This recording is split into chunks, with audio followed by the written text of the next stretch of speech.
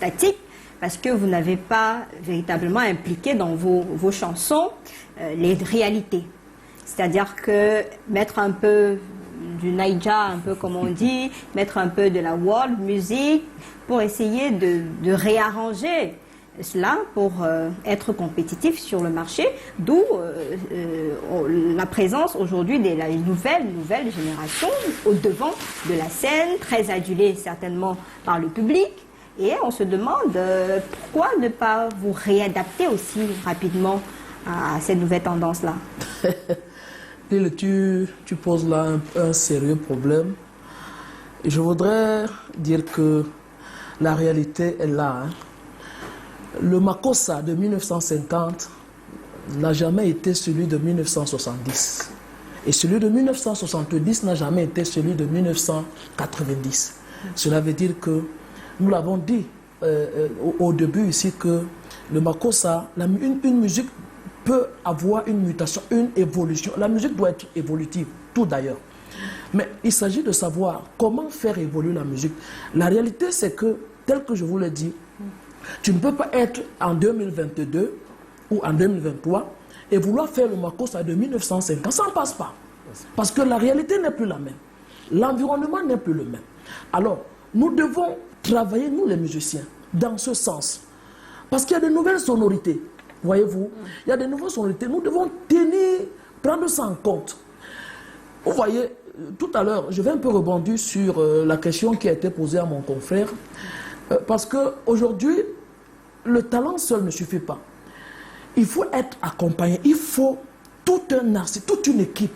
Après avoir... Vous savez pourquoi les choses sont devenues un peu compliquées aujourd'hui? Parce qu'avant, c'était tellement structuré. Il y avait l'auteur-compositeur, il y avait le producteur, il y avait l'éditeur, il y avait un distributeur, il y avait... Tout était structuré. Aujourd'hui, on n'a plus personne. Ouais, c'est-à-dire que ça va un peu dans tous les sens.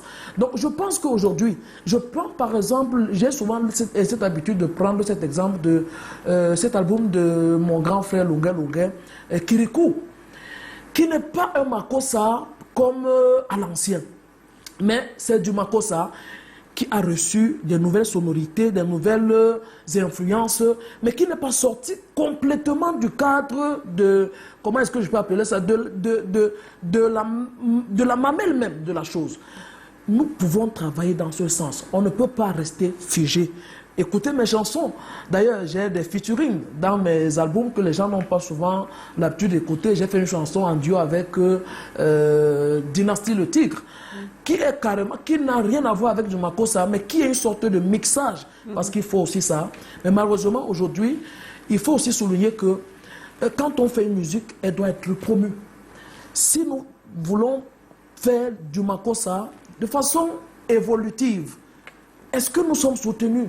Parce que ces musiques dites urbaines aujourd'hui, qui sont la musique de la jeunesse... On n'a pas besoin de soutenir une chanson qui est bien faite. Quand vous regardez Libyanka aujourd'hui, ça cartonne. Elle n'a pas eu besoin de venir dire à un média, s'il vous plaît, jouez-moi. Donc quand c'est bien fait, ça coule de source en fait. Oui, mais c'est bien beau de le dire, mais ils sont combien comme ça? Je pense que la musique dans un pays ne concerne pas un groupe de personnes.